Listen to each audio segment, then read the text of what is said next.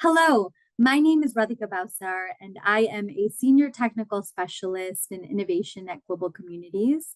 I'm also a lecturer of global health practice at the University of California, San Diego.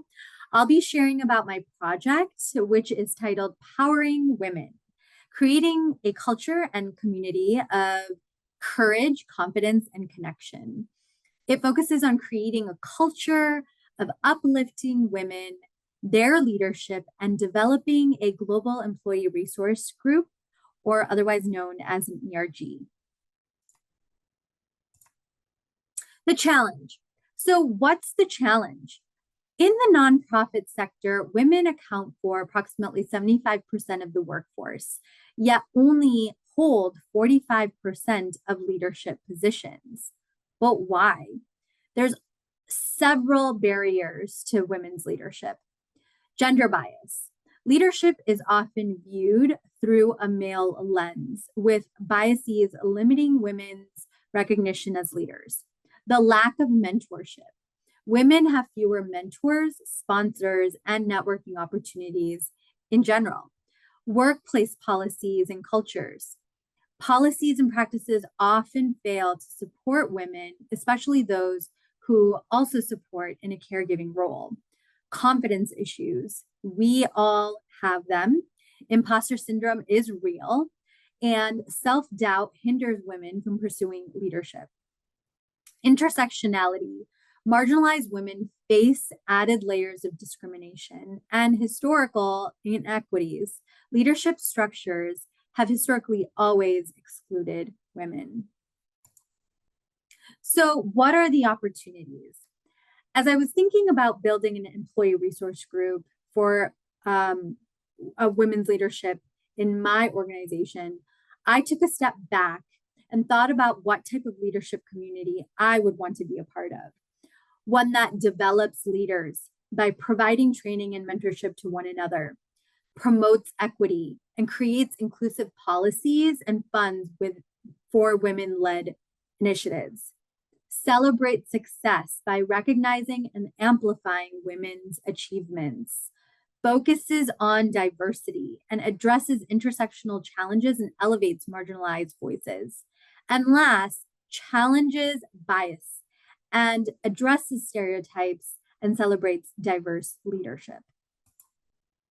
So in building a women's global leadership ERG, I started with building a project charter, which I've called phase one. The project charter includes the purpose to empower women, foster inclusivity, and drive systemic change. Our goals are to increase women into leadership, launch mentorship programs, advocate for equity, and host development events. It also lists the focus or objectives, which are development, visibility, and addressing intersectional challenges. I also was really fortunate to gain support from our CEO, who was extremely interested in developing a women's leadership ERG and allocated our first two members of our team who bring voices from both East and West Africa.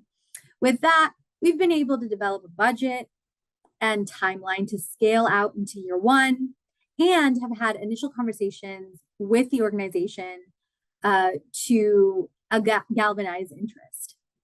I am also very, very honored to say that throughout my WomenLift Health leadership journey, I have made some great connections with my cohort sisters who are eager to support on panel events and brainstorm with me on new topics that may support different diasporas within the sector.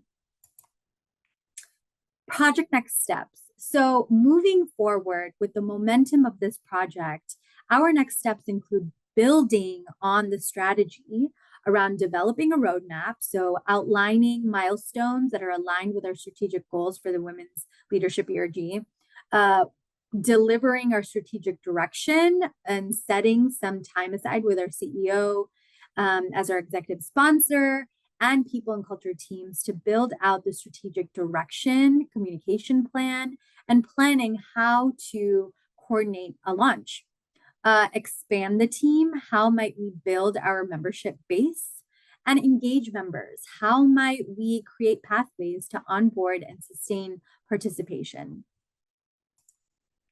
Growth and learnings. There are many, many insights I've learned about myself and my leadership throughout this leadership journey. And I'd like to summarize them all by going back to the four main pillars in WomenLift Health.